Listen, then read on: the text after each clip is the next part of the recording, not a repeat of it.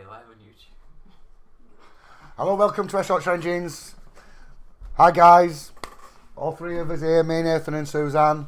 We thought we'd do this for the first time and get to know you guys a little bit closer, answer some of your questions. Anybody ever wants to get to know us a little bit more, get involved.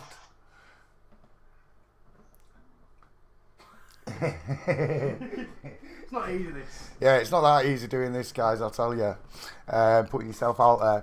But you know what it's about. We love cars, we love 4x4s, we love Nissan to an extent.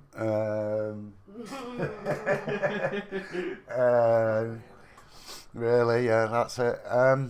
But yeah, big thank you to all you guys of it's my 43rd birthday today. Big thank you to all you guys that sent us birthday wishes through his Facebook. Really appreciate it, guys. What should we start today's topic on? Yeah, nervous. Yeah. Right, I'll start you off. Go on. What roles do you all play? Right, roles that we all play. Right, myself personally, I'm the one who runs around like a bit of an headless chicken. I do pretty much all the mail order, answer all phone calls, emails constantly. Try and support Nathan and Suzanne in the workshop, and pretty much that's what I do. Nathan's dab hand anything in situ, anything inside the engine, fitting wise. He's mastered it now. He's got his years under his belt. And then Suzanne's main engine builder, and she tries and helps me out with the phones because they do get busy at times. And yeah, so that's where we all main responsibilities are between ourselves. And yeah, any more questions? Why did you choose to do Nissan? Well, most of you won't know, I've been in the motor trade just short of about 18 years.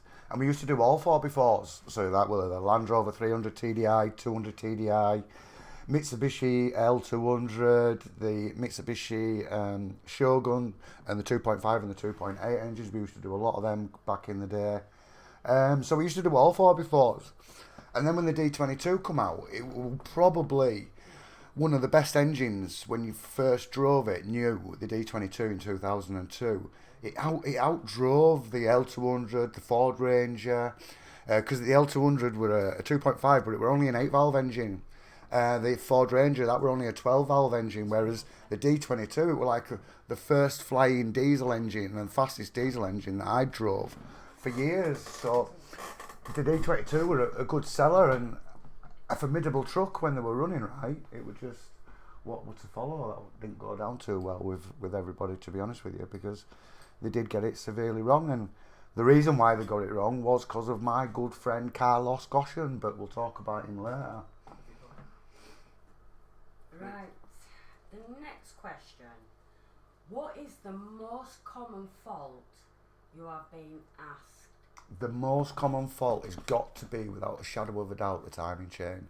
And it's pretty disgusting, really, because I think this is, if anybody knows me or has ever met me and spoke to me in the past, I've always said, and I've been saying it for many years, in fact, Suzanne found a post that I'd wrote in 2017, and I always said there was something seriously going wrong in the Nissan boardroom, and then it turns out that it's only the main man himself that's the cause to it. You're going off now. Alright, go on. The biggest fault. Yeah. No, this is. Sorry. Wait, no. The biggest fault's the timing chain all day long. No. Go on. Right, when people, they can't start the truck.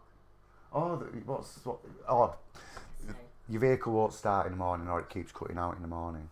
Easy one is that, guys. Just unplug cam sensor and then try and start the car. If it starts and idles, you've identified the fault.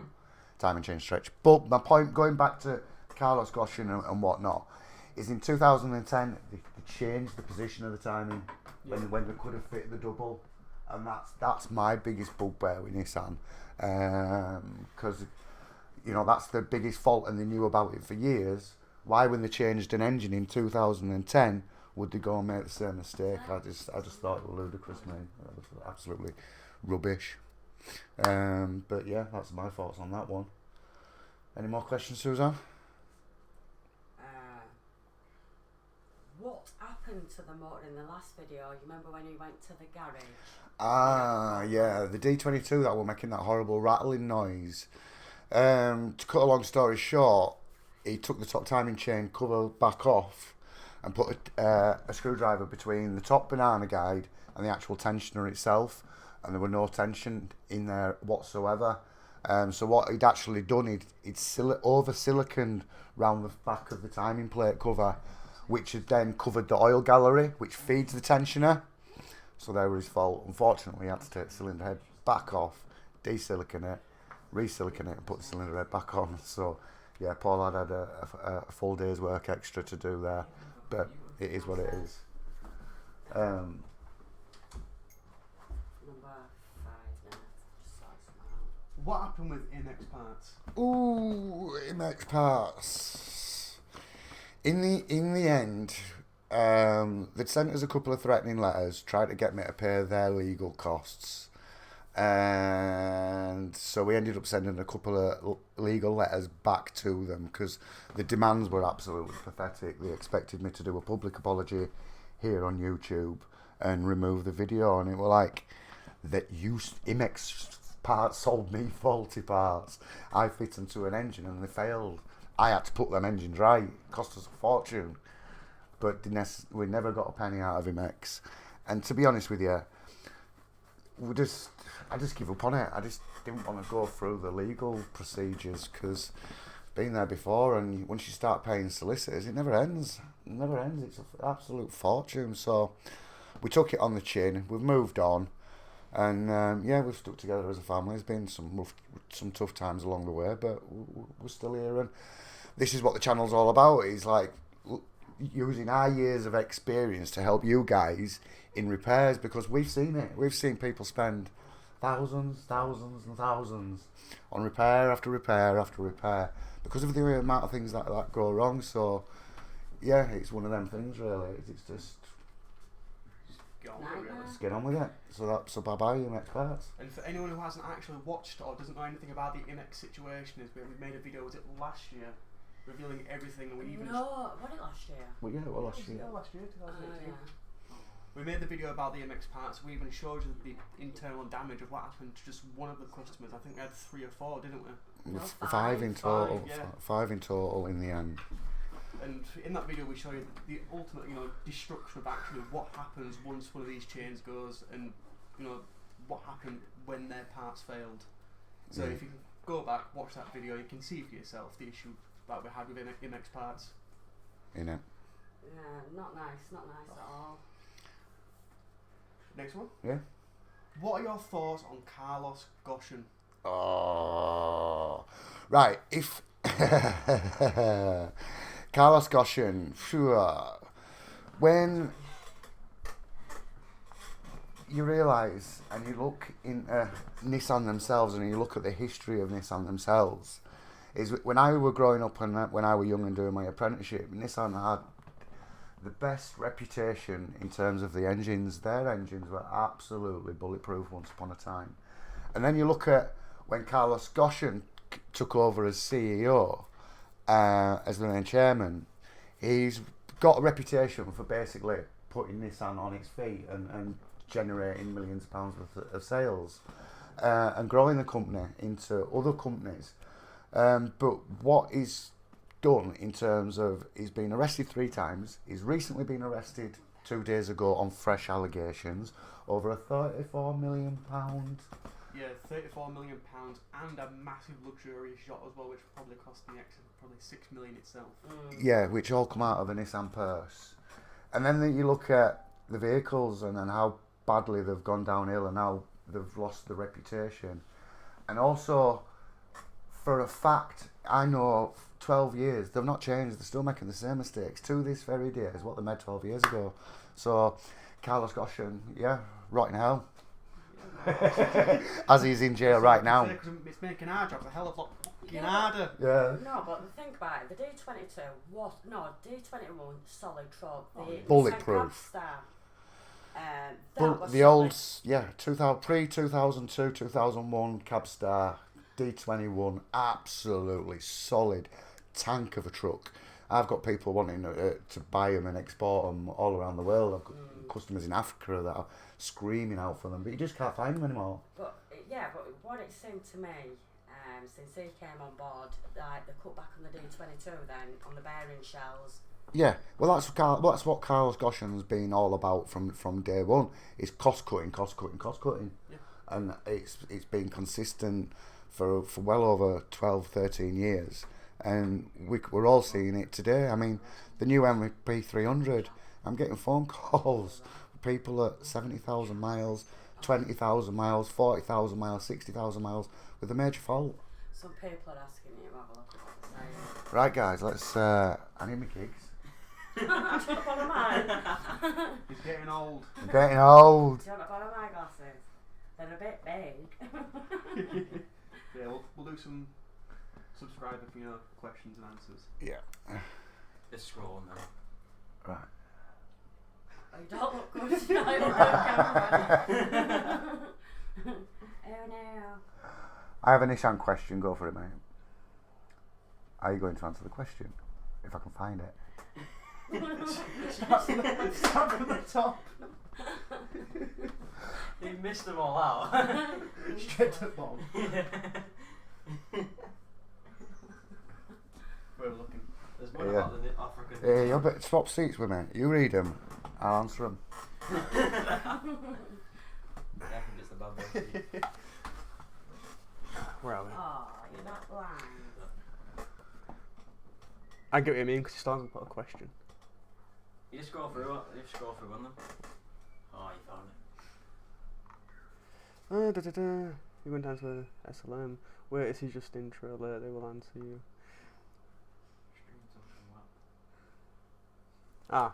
Would you personally buy a Nissan Navara? We've had them. Yeah, I mean, I've had Nissans most of my life. It was one of them things, really. You've had to spend us years learning the Nissan, and I thank Snap-on for that. Because you've got there's two types of fault, which most of you will know. You've got electrical fault and mechanical fault, and you've got to have your years of experience to be able to learn that what a mechanical fault is compared to an electrical fault. Because when you plug your scan tool into it, an engine can be bouncing about like that, and it can still come back with no fault codes. So yeah, I would have a Nissan because I know what I'm dealing with. Next one from Craig. Apart from engine problems, are the trucks decent otherwise? Oh yeah, they've come on leaps and bounds. Absolutely leaps and bounds. When they're running right, they're absolutely bob on. No. It was that. The chassis. Oh, chassis. The chassis. That was a big letdown again. Yeah. Yeah, this chassis situation. But again, I blame a lot of MOT garages for that. If I'll be honest with you, because they could have, they should have warned you. I mean, we've been quite lucky with anti-corrosion over the years. So welding used to be happening in every garage, and now it's quite a rare thing. To be honest with you, I go to a lot of garages. Oh yeah. And there's no welders because they don't weld because of anti-corrosion. But going back to 20 years ago, we were doing sills, floors, wheel arches, wings. Welding. Every garage did it. Oh yeah. So it's not as if corrosion has not been known about. It's just it should have been put on advisories that it needs to be treated. It needs to be treated. Yeah. And I think if that had been the case, there'd have been a lot more Navaras on the road than there is today. Because I think thousands have been scrapped since it's come out. Oh, too right. I mean, even we've had some Navaras in where we've had to look at the chassis and we've had to literally go back to the customer and say, you know what, take it to Nissan, get it checked first, because if we're going to, do an engine build for you, which is going to cost anywhere from £2,000 to £3,000 depending on the damage, and then you find out your chassis busts the next week, you're not going to be the happiest of people, are you? No. But I tell you what I find as well is annoying with the chassis is people driving around with a big hole in it, so it's an unsafe vehicle, and they've got children in the car, and they're totally unaware of it. Yeah. That's what gets me. Is like some trucks that have come up was the chassis nearly there's nothing left of it. Oh, you And can literally start poke poking holes. it with a screwdriver. and It's like Swiss cheese. And all from that big's like gone to that big, and it's like, oh my god. But that were mainly coastal vehicles.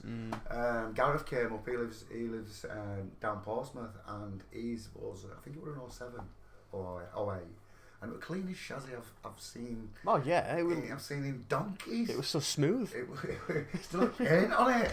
It still had black paint. I couldn't believe it. And it's like, bloody hell, for how far down south that is and how coastal they are. Yeah, you I was amazed. you didn't expect it to be that clean, but it was really clean. What? It's looking awesome. chassis.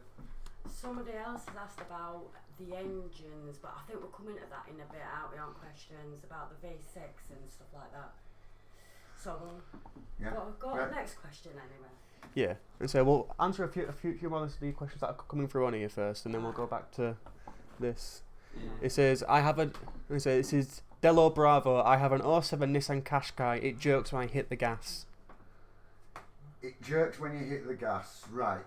One of the things with the Qashqais is they're suffering a lot of DPF issues. So if it's the 1.5 DCI, the likelihood of it having a DPF filter on the exhaust will be quite high.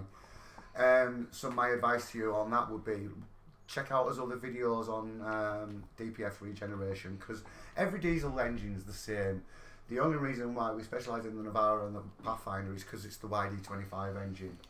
And it got forced upon us. Yeah, and it got forced upon us. It was purely by demand on 18-inch choice. Every phone call that were coming through, I've got a Navara. And that's how we got forced into being specialists. If we did start doing other cars, we'd be forever mowed out. And we won't be able to cope. I mean, we struggle to cope now because we're that busy. But yeah, so going back to your Qashqai issue, the likelihood of it being a DPF issue is quite high. But make sure you do regular services with your diesel and air filter. And then, like I say, use your third gear, 4,500 RPM, and try and clean the system out, get it cleaned out. Hopefully that'll help. Got one here from Gareth Snowden. Is a fuel pump failure common on the Pathfinders? If so, what do you look for? And would it show on diagnostics, or would your engine management light come on? Not exactly. Again, going back to, you've got two types of fault. You've got electrical fault and mechanical fault. If it's electrical faulty, that's when your engine management comes on. But if the pump's actually faulty itself, on some occasions it would throw up a fuel pressure rail fault. So again, your management light would come on. The pumps are actually very, very good. The biggest fault with the fuel system is the suction control valve. But it's quite an easy repair that you can easily do yourself without needing the main agent. Going back to fuel pump on it. So the fuel pumps are very hardy. My advice in maintenance is try and fill your tank up regularly and stay out of the red. So if you can use your quarter line as your top up point, don't ever let it go below a quarter of a tank, and that basically allows or even a diesel treatment. And a good diesel treatment every now and again is always a good thing. But yeah, so if you can do that, and a good quality diesel. Now and again. Yeah, because it's not cheap. Not cheap. Next. I'm just looking through. 2 seconds, guys. Yeah. Peter Owens. I have a 2005 Pathfinder, put a new clutch in 3 years ago, and its noisy clutch pedal has dropped to, but not slipping. Clutches are because there's that many different makes of clutch, and there is far many different types of quality in fairness with clutches, unfortunately. I'm not a fan of the blueprint ones. We've had a couple of them go down on us rather soon. If it comes to the clutches, because it's a wear and tear item, different people's driving styles are completely different. So clutch life depends on literally the life of the vehicle, or how you drive the vehicle, and do you do any towing, or do you do any heavy towing? Do you leave your foot on the pedal while you're driving? Going through what it 2 clutches here because it's what it was used as a workhorse. And towing heavy machinery about one. Well, the Pathfinder and the Navara, they're a big old bus. I mean, we used to use a D40 using a 16-foot trailer to tow Navaras in, and I used to pull up at customers' houses and they'd go, do you know something? It's good to see you using a Navara to pick up my Navara, because it shows that you've got faith in the engine. And it's like, yeah, well, I've built the engine. It's indestructible now. It's got a duplex timing chain on this. So yeah, I did for a few years, didn't we? Yeah.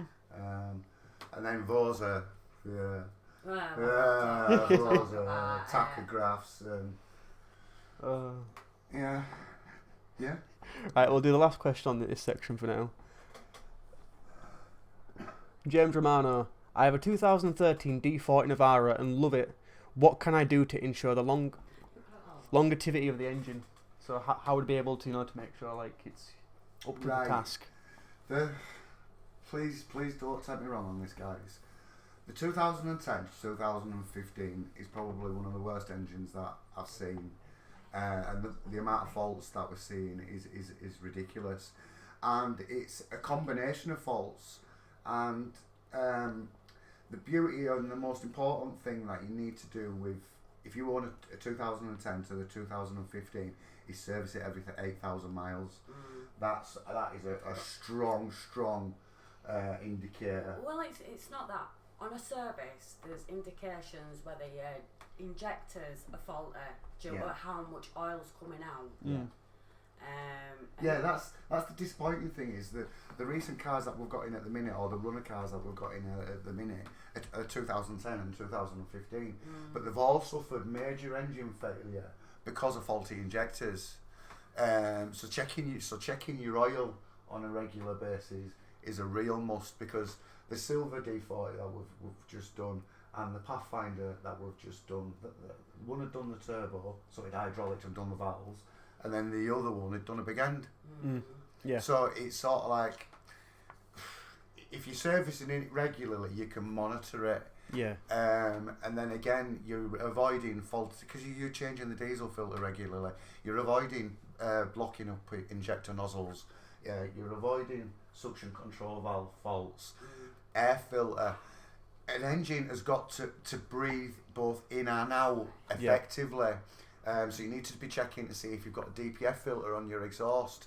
Now, if you have got a DPF filter on your exhaust, every now and again you need to drive it hard and really, get to 4,000 RPM. Well, we've done that video, haven't we, on the what is it? A little puff of black smoke when you drive it hard is normal, so don't panic, guys. Continuous black smoke, well, then you've got an issue. But dropping it in at second, in at third, 2.5, 3, 4,000 RPM, and holding it there, as we've proved in other videos, it's a really effective way of getting a longer life out of your vehicle and making it breathe right. So if you can't breathe, it's suffocated, and that's when you start getting lacking in power. And again, that'd go back to the Qashqai guy earlier. Yeah. That yours is no different to the Navara. And so in terms of it comes to expense, I think we spent about £40-50 on diesel. Oh yeah, we did a fair bit of driving, didn't we? So it was a few hundred miles, but it was a whole. What if you take it to a dealer? What are they going to charge you per hour for diagnostics, cleaning the DPF? And if they can't clean it, then they have to change it. All this cost slowly adds up. Wow, and we're talking about cost. Well, the DPF for dealers themselves, you're talking about £1,000, and then you've got oxygen and temperature sensors within the DPF.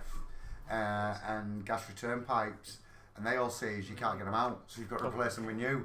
So by the time you've finished, you've got another 400 quid on additional bits that need to go onto the DPF. It's not just the DPF. Yeah, it's not just the DPF. It's never worked out like that, because it's an exhaust. It seizes.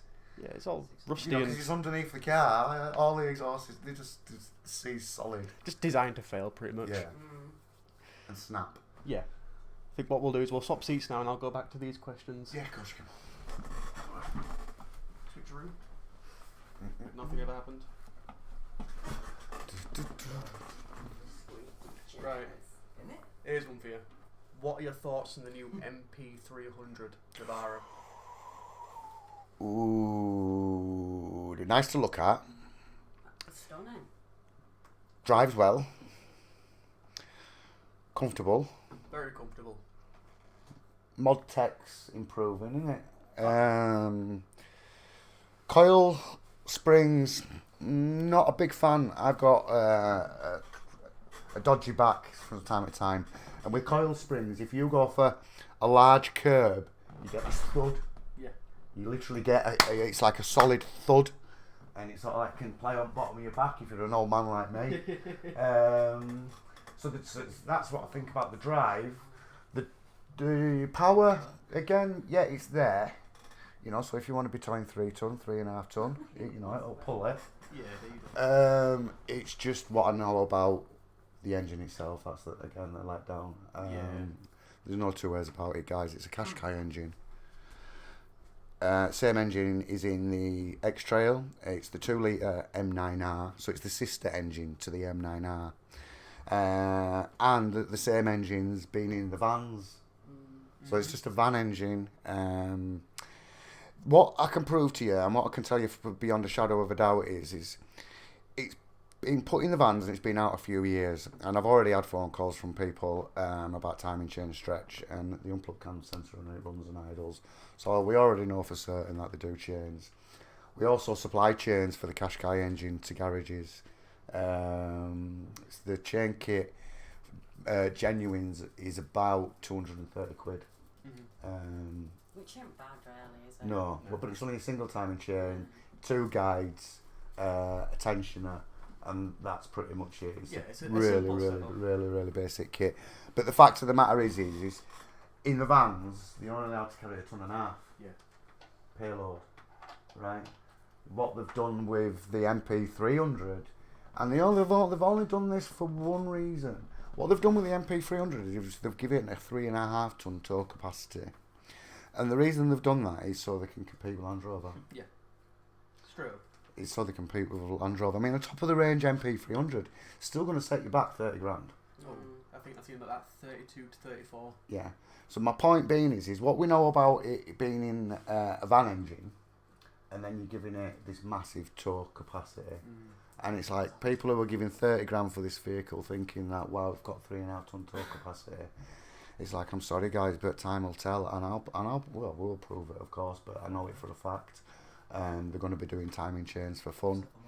Then another major fault, if anybody knows and works regularly on Qashqais or the X-Trail, it's same. In fact, the same engines in the Vivaro van. It's in the Renault Traffic van. Yeah. That's the M9R. And what's their biggest fault? Right, the injectors are external. So that means they're on the outside of the engine. With a YD25, the internal. Yeah, so you have to take the rocker cover off to get to the injectors. Opposite way around with the MP300, the injectors are external. So to get the rocker cover off, to get inside the cylinder head, if you needed to do a repair, the injectors are external. Why are you looking at us? Well, the C's. The injectors C's. The oxidisation from the aluminium in the cylinder head, the injector sees, and I've seen 4 ton of hydraulic pressure because you have to use a special tool, and it can snap the injector in half. I've seen it snap in half, and that's just to get the rocker cover off, just to get to the cylinder head bolts to be able to do a repair. But if you can't get, I've actually done it. I've not been able to get injectors out the way they've been seized in, and it scraps the engine. Honestly, it scraps the whole engine because you can't do an internal engine repair because you can't get inside it. Yeah. So the MP300 engine, poo. It's my personal biggest concern because I love pickup trucks. It's just they're not built for the purpose these days. It's got a 2.3 engine. It's out of a van. You expect something a bit more grunty, whereas these days they tend to go for high compression, low litre to save fuel and to be more economical, which is just strangling the engine itself. Yeah, we're expecting more power for better fuel economy. Yeah. What's that one Americans have brought out? The Nissan, is it Titan? The Nissan Titan. Whoa. What a beast of a truck! Yeah, I've seen some pictures on that. 6.3 litre. But I tell you what gets me then, right? I tell you what gets me. What about the 3 litre V? What about the 3 litre V6 Navara engine? Guys, the 3 litre V6 Navara. I don't know what year it came out on, to be precise, but I've seen a few now, and I've never ever had one in for major engine failure. No. No. One at turbo I've only last ever, time. in 12 years, I'm doing the same vehicle, day in, day out, day in, day out. I have only ever had one V6 in my workshop, and that was because the turbo were breathing a bit of oil. That was it. Yeah. And I get phone calls from all over the world, and it's never major engine failure with the No, it's V6. It's just minor stuff, which odd sensor here, odd sensor there. But you can live with that sort of You'd thing, expect couple of in hundred any quid. car It's when it with- starts getting into 3, 4, 5 grand. Mm. It's like a customer I spoke to the other day. He'd been a Nissan owner for years. He had a Cabstar 2.5 pre-2002. Swore by it. Builder, carry 3 ton, engine would last forever. But the problem is his cab rotted to death. So he treated himself to a new Cabstar, 22 grand plus VAT. He's had it slightly over 3 years and it only come with a 3-year warranty. It's just costing him 5.5 grand. 5.5 grand. Reason why engine failed in the first place. It was drinking oil, so his staff didn't know it. So they're running it low on oil. So Yeah. it's done the bearing. It's done the big end bearing. So they've ended up with a new turbo, new injectors, new crankshaft. 5.5 grand, and it's still not running right. Still drinking oil. Yeah, it's a big bill to pay. Isn't it? In it. Nope. And to not have a fully working. Yeah, vehicle and after it's that not as well. running right. It's not Yeah. running right. So just can't wait to get rid of it. We'll go on to the next one. What engine would you recommend for any Nissan in terms of commercial vehicles like the pickups, like the Cabstar? What engine would you say like is probably the best when it comes to what people use them for? Oh, What do you that's a mean? difficult one. Is that What because Cabstar? no? What engine would you recommend for any Nissan? Well, at the moment it's V6 in All day. it, really, all day long. Yeah, if you're going for a Navara, it's got to be the V6. But they didn't do the V6 for the Pathfinder. Didn't they? But No. I bet it'd fair if you think about it, because it's the same engine in it as the D22. Yeah, just Not shoehorn it in. D22, D40. Well, it's achievable. It's a car, isn't it? Anything's achievable. What would you do? Change wiring loom? Yeah, you'd have to do wiring loom, ECU. Engine That's mounts, good, that is. depending on the sum. I'll stick with So, Mitsubishi. go on to the next one. Yeah. Thoughts on the chassis. Chassis. Thoughts on the chassis. Chassis. Again, we all know they were built in Thailand and Spain. What I find more annoying, where the weak point is, and again I've proved it with the MP300 on this. Right, the ones that were built in Thailand, they had an additional support bracket where the leaf spring Yes. sat. A lot of the guys in New Zealand and Australia, they got a lot of the Thailand vehicles, where we got the Spanish vehicles across the Europe. Yeah. We got all the Spanish vehicles, yes please. And so the Thailand built vehicles got where it's weak and where it was renowned for snapping, got support. Yeah. Like, Yeah, the Spanish ones didn't. Mm.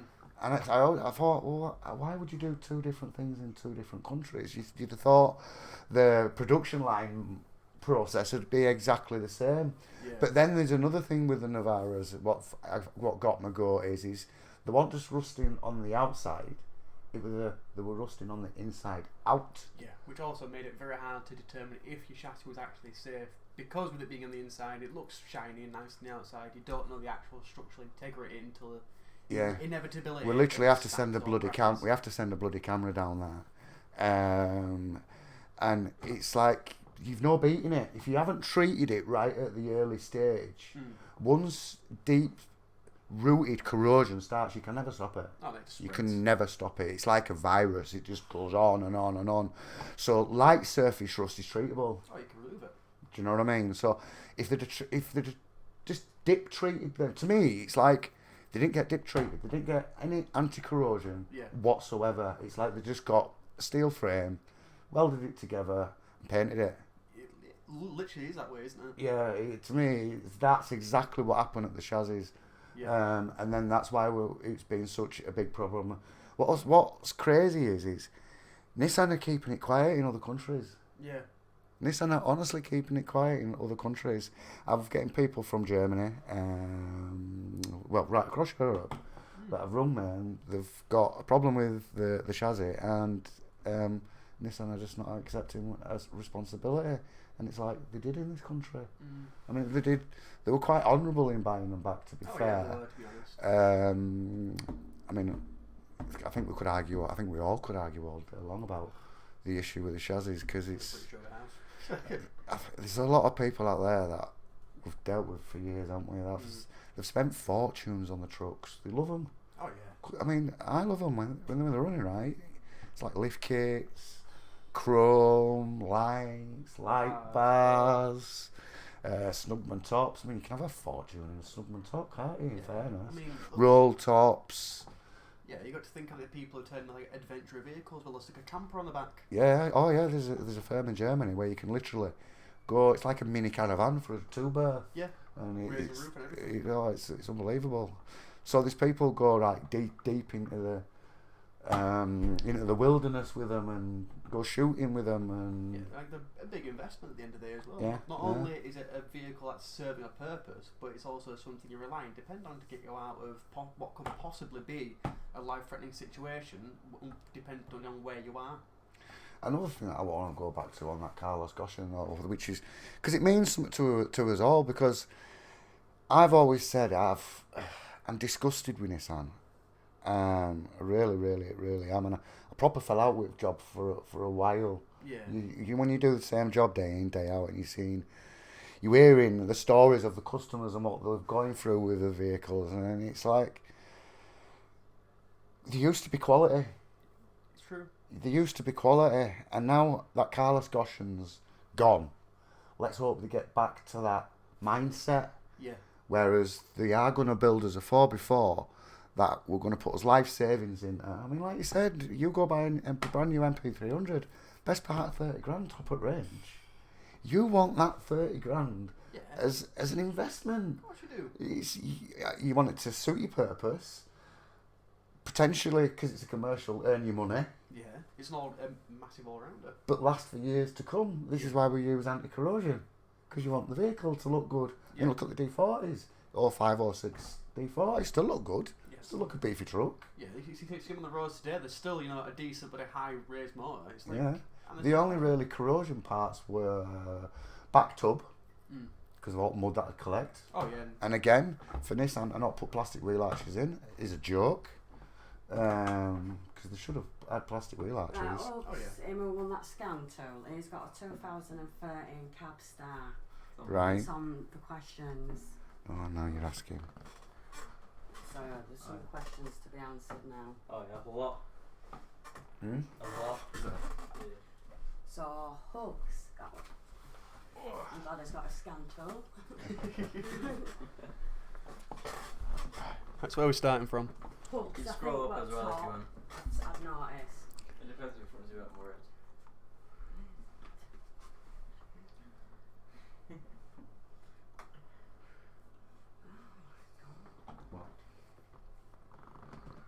You in it?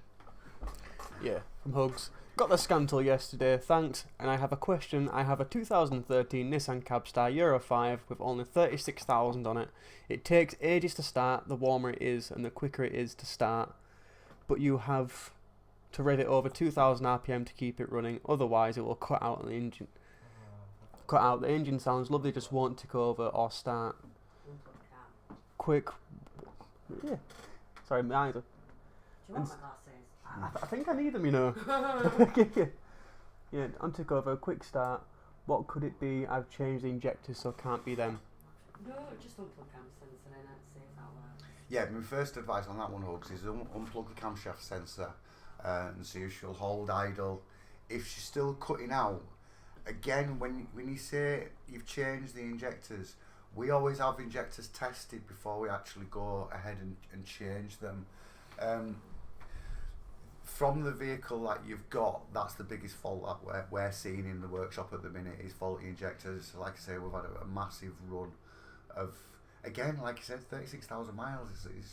It's ridiculous. You shouldn't be having this fault. But overfueling is a big problem, and that's to do with temp sensors. So on your live data, you want to be making sure that your engine temperature sensor and your exhaust temperature sensors are saying the same things. if one's lower than the other, the vehicle, the ECU, is programmed to overfuel. So it's not a straightforward one with the 10 engine to 15. Like I said, it's a combination of faults that you have to deal with, unfortunately. So it's not that simple. You'll have to bear with us. Watch your fuel economy, watch your oil level, and see if we can help you get it running right as soon as we can. I've got one here from, I think it's Zenon Games. How do you feel about the Nissan and Renault alliance? Good or bad move?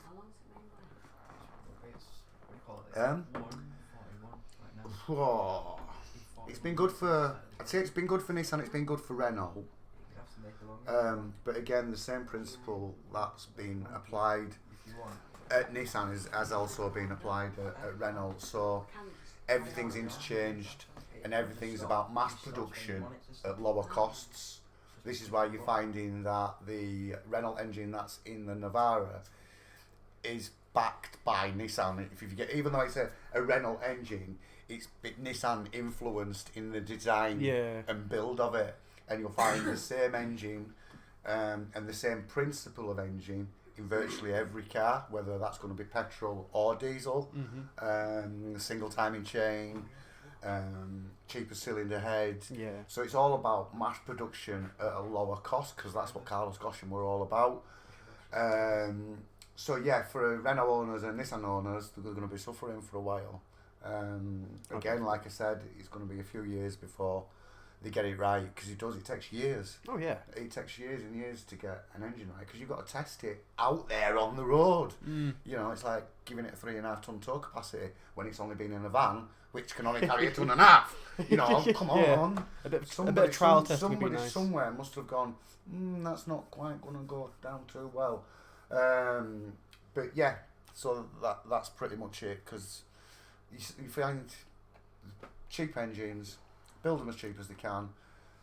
Injectors, turbos, again, they're contracted to, like, say for instance, the Navara guys, 2005 to 2010, he had a Garrett turbo, which is German manufactured turbo. So for 2010, Nissan wanted to make some alterations and bring out a new engine. They didn't make many changes at all. All they did was fit a cheaper crankshaft, a shitter chain, and Denso injectors. Now, when it comes to the contract for the MP300, they've actually gone on to Siemens injectors. So you know that Siemens have done them injectors cheaper than Denso were doing. If you can understand where I'm coming from, because that's what Carlos Ghosn's all about. So from the Garrett turbo to the Borg Warner turbo, you know for a fact that Borg Warner's gone in with a cheaper offer. Yeah, straight away. So because that's what Carlos Ghosn's all about. It was all about saving the money, cost cutting, and putting pressure on their suppliers. I mean, it's like all your electrical system on your vehicles, Denso manufactured. It's not made by or manufactured by Nissan. It's all manufactured by Denso. And we've got 2 Denso factories local to us. We've got Electronics in Shipley, and Feather Diesels are our local Denso fuel side agents. So yeah, you'd be quite amazed at where some of the parts come from around the world. Definitely, yeah. It's like your ECU. It's Denso manufactured. It's not made by Nissan. Not all. You know, the circuit board inside your ECU. It's not made by Anybody Nissan. else asking how else you bought him, you know? And so we'll move on. Huh? No. What do you want to go pay for? No. It says there's quite a few on this chassis, to be honest. Yeah. Yeah. It's because it was such a letdown, wasn't it? It was such a letdown for loads of people, including us. I mean, for those of you that don't know, it closed our workshop for nearly a month because at the time, Decra were doing the inspections, so I couldn't do a repair to an engine and charge a customer a fortune to do the engine, only to find that the chassis is rotten. But it wasn't me, even though we're qualified in chassis inspections. Even though we're qualified, it wasn't down to me. They had to get a safety certificate from Decra. So every time a vehicle come in, I'd book it in with Decra, but they wouldn't come out for 3 weeks. So we couldn't touch anybody's vehicles because they had to get a safety inspection first. So Yeah, it really wound us up at the time, didn't it? Sat there with your tools, can't really do much. They were Because, not. And then they were doing the inspections inside our workshop, and then all we were getting were fail. Yeah. In fact, and they were like, well, I've just lost a big job there. There. And it were like, that went on for months. Literally months. And so we had a member of the Decra team come into the workshop, and I think we got a quick, 10-second video of him actually inspecting it. And yeah. I think he failed it within about a minute. Literally, like, underneath. Oh my god. Fail. Yeah, there's definitely a video on that one. Yeah. So yeah, guys, don't think it's just the Navara. The Pathfinders are affected as well. I think that's it on the comments for now, but we'll go back to the top feature. Yeah.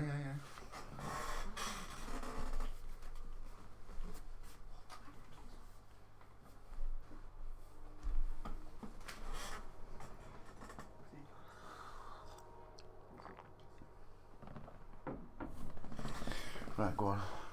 Right. What is the worst video you've ever had to do? The worst video? Thieving scumbags. Oh. Definitely. Definitely. That were raw. That were raw video, that. And that's, do you know something? That happened about 5 times in a year. Just because of where we were, just where we were at, people could easily come with a spare key, jump in the car and drive off. But with him, what got me annoyed was it's proved to him, beyond a shadow of a doubt, it was down to his lack of servicing, why his engine failed. We're able to prove it.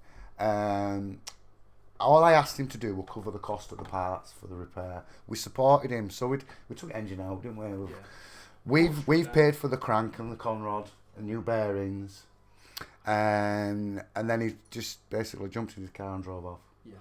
Without a care in the world, and it was sort of like, well, never mind, we never got paid for his labour, but we were £500 out of pocket as well.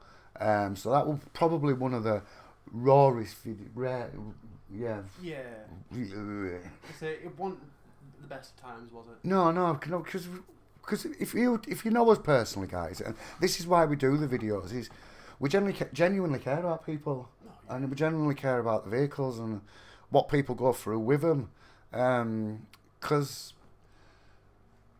they're a multi-purpose vehicle, and I think that's why people fall in love with them, because you can use it as a car, but you can use it as a van. Yeah. And it beats having to pay 2 sets of insurances. But the thing is, it also happens in all works of trade. Yeah, in fairness. I mean, we've had so many comments on that one. That would happen to them, and they're not even mechanics. And I've got to admit, some of you guys out there, you will give it some grit and some graft. I mean, I've seen them on some of the Facebook groups where they stack that high with bales of hay, and it's like front ends like that, and it's like, whoa, wait, don't you know about it? You've seen our videos on chassis, please be gentle with it. So the amount of people that are being deterred away from watching his videos from all the issues that they've had. Yeah. Well, that's what I always say. If you've got a limited budget, and Nissan Navara's not for you. No way. But saying that, if everybody, or if you got a mechanic and specialised in all the vehicles, they probably have about the same amount of videos as us. Oh yeah. You know, without. Oh yeah. I mean, we do these videos because of all the faults that we've seen. I mean, we've made every mistake in the book, so our videos are not just good for the average man who knows little about engines, but also mechanics that have not worked on a Navara before. Because, like we said, they're like naughty children, Navaras. They can be not running right with no fault codes, and that's when the fun begins. That's when the fun really begins. Where do you start? Yeah, where do you start? You start by giving Des a call. No, but I think another reason why we like doing the videos is a lot of people do the jobs themselves and save themselves the labour money. I mean, we've got a lot of customers in London, Laird for one, and it's sort of like the labour fees down south compared to up north are completely different. So if you can do a repair yourself, we're always here to guide you. We're just a phone call away, or take a photograph, take a short video, email it to us, and we'll always guide you in the best way that we can. So you know, if you can get yourself a few tools, you don't need many for the Navara, really, do you? It's all 10s, 12s, 17s, 14s. So you don't need like a vast amount of specialist tools. It literally is just putting the elbow grease in, getting your basic tools, and just cracking on with the job. Yeah. We've had quite a few people. They're not mechanically minded, but it's what we call like a weekend tinkerer. They'll have like a car. They'll be able to work on it themselves. But through the help of our videos, we've spoken to people who are not really into the mechanics, but they've been able to fix their own vehicles, and that's fantastic. We love hearing that. Yeah, another one I like hearing. The amount of females that ring up. I recently had a lady ring up and she did her own suction control valve repair, and it was sort of like, again, she had a limited budget, but she was willing to get in there and get it done, and she got stuck in, and lo and behold, she rung me back not long after. Because when they first ring you and it's not running right and it's cutting out, and they're thinking, oh my god, it's something serious, and when they actually fix it and it's running right, it's like a little achievement. Can it feel like top of the world? Yeah, but yeah, so again, that's another reason is people trying to help people save money in repairs. Well, in that, it's like I've been asked on numerous occasions if we've got a video on the suction control valve, which we have, and it's how to do a fuel pump reset. That's the one, yes. So if they're going to how to do a fuel pump reset. Yeah, how to do a fuel pump reset, a suction control valve, on how to fix it. It's out everything. It's on there, yeah. Tools you need. So. Right. What is the funniest moment of being a mechanic? I'd say the scariest moment was, again, I had a customer come up from London to drop his vehicle off with us, and I was rushing around that day like I am most days, and it's a little warning for you guys, this one. He drove up from, I think it was Gloucestershire, and he pulled up outside the workshop and come inside to see me, so he parked right outside the doors. So I needed him to move it because I needed to get the vehicle out of the workshop. So I asked him for his keys. Good start it. Battery light were on. Dead as a dodo. Right? So I rushed round to go get boost pack. Pops bonnet. What are you looking at us for? Pops bonnet. Goes to put boost pack on it, and it exploded literally in my face. It was like a shotgun that had gone off. So that was the scariest. Oh, yeah. The funniest, when Suzanne got caught on the crawler board. Oh, no. That were absolute priceless, guys. I mean, we only got a small video of it because it was just so natural. It was unbelievable. She actually got caught, her hair got caught in the wheels while she was under the customer's vehicle outside.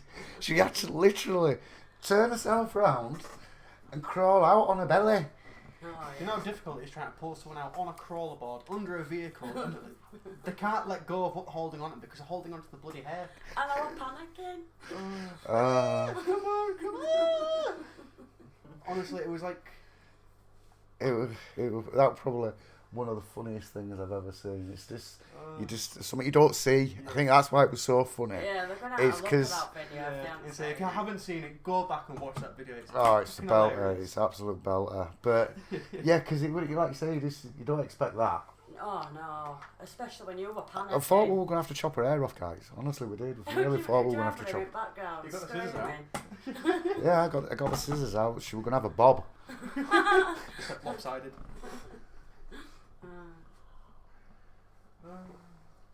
So, how long have we been live streaming for? 54 minutes. 54 minutes? Wow. Big thank you to you guys who've put yourselves out to watch us today. We really appreciate it. We never in a million years did we realise we were going to have such an impact in helping people around the world. So I want to say a special thank you to all of you that send your very nice comments and sort of support. You'll all be well aware that we're just a family-run business. We really care about what we do. Wait a minute, I've got a guy here. He's asked a question. Hello, I'm desperate for help. Right. I'm changing a coolant on my D22 ID25 for the life in me. I can't find the coolant block drain. That's in the bottom of the radiator. Use a Phillips screwdriver. So if you just basically right at the bottom of your radiator, there's a Phillips screwdriver, when you're changing your coolant, and this is a good point, is that one, to be honest with you, because people forget this. Antifreeze has a lifespan, yeah. So it's basically it's a summer coolant is antifreeze as well as antifreeze for the winter. So most antifreezes have a 5-year lifespan. So what you're going to need to do is drain your radiator completely, and then at the top where your main radiator hose goes, you'll notice you've got 2 thin rubber pipes. You've got one short one that goes to the EGR and then to the top radiator hose, and then you've got a longer one. What you need to do is you unpull the longer one and literally put it down to the bottom of your engine, and that'll drain all the coolant out of the engine as well, because that's the only way to make sure that you're getting a good even antifreeze refill, and making sure that you've got the consistency right between water and antifreeze, whether it's concentrate or non-concentrated, depending on what you're using. Right, you've got some messages on the phone. Hi guys, just had a D40 engine Just have a look. Scroll down a little tabloid at the side.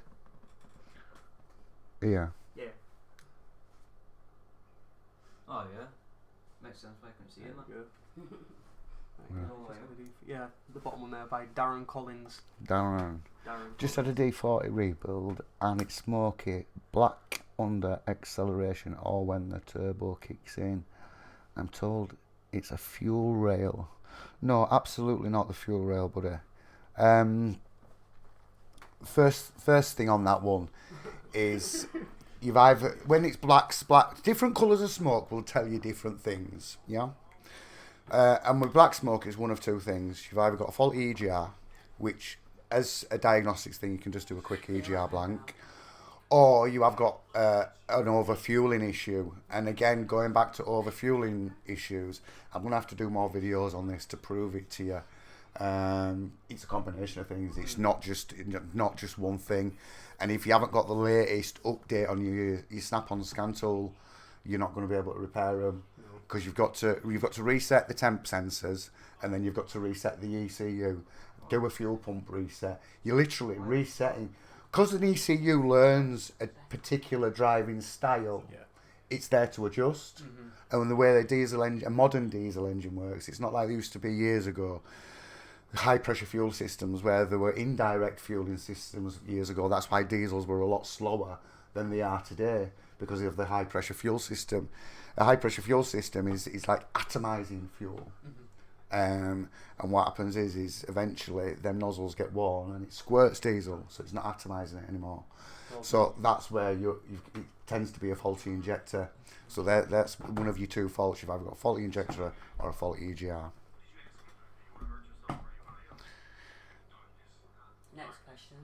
Next question.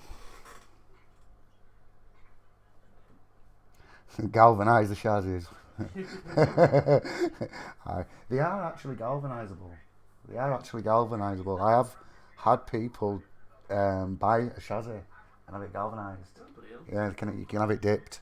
I don't know where, but I have definitely had a customer that has had it dipped. Yeah, we'll try and get Nissan to sort it out first. That's the main one. If no, definitely try Nissan first. Get it done for free, rather than paying for it, innit? Yeah. Somebody says we're not great at this live. Damn right, it's not easier said than done, mate. Tell me, honestly. When I first, honestly, put yourself out there on camera and doing it, it's easier said than done. Sorry. The amount of times I split on my words is unbelievable. It's like going to Bradford City Football Club and speaking to everybody. It's just it's not the easiest. Yeah. I'm not for one to getting on stage and singing karaoke's. Yeah, well, I don't know when you're young. Oh, give us a few drip beers and I'll sing all day long.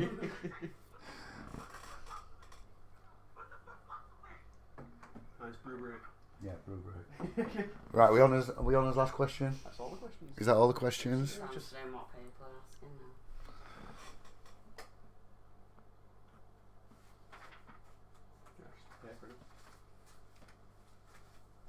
now. Yeah, Darren. Yeah, that's the first thing you do. Do your banking plate, and then see if you've got to give it 20 minutes of driving, because if it's got a bit in the system, you'll need to clear the system out before you'll know. And that's just about it. Well, all I want to say, guys, is a big, massive thank you for all the support. It's you guys, in fairness, that have made us continue doing the videos. In fairness, the comments we get and the support we get is brilliant, and I want to say a big thank you to each and every single one of you. That's been supporting us over the years, and like me, I'll be sharing stories with you throughout the year. In fact, I've already got some belters lined up for you on some new vehicles. But the thing about our channel is it's not just the repairs and the faults that we like to share with people. There's always the stories as well. I mean, I've got a customer at the minute who's local to us. He's got his MP300, which has covered 70,000 miles, guys, right? Listen to this. Vehicle's covered 70,000 miles, and it's overfueling to death. It's showing 9 miles to the gallon on the trip computer. That's horrendous. And it's ended up doing the big end. And Nissan are not doing it under warranty. They've told him he's put contaminated fuel in it, and they're wanting to charge him for new tank, new lines, new fuel pump, new fuel rail, and 4 injectors, as well as the repair to the crank. So they're talking about 8-9 grand here. 8-9 grand to do this repair. And really, you should be getting it done for free. It should be done under warranty. 100,000 miles or 5 years. It's a 16 plate vehicle, so it's still within warranty. Well within warranty, but this main agent's not playing ball at all. They've said they fitted contaminated fuel. And in fact, Nissan UK, we spoke to Nissan UK direct, and they voided his warranty as well. So he's not a happy chappy. So again, big thanks, guys. Thanks for watching. Thank you ever so much for those of you that have got involved. We'll keep you updated in the near future. And give us a like.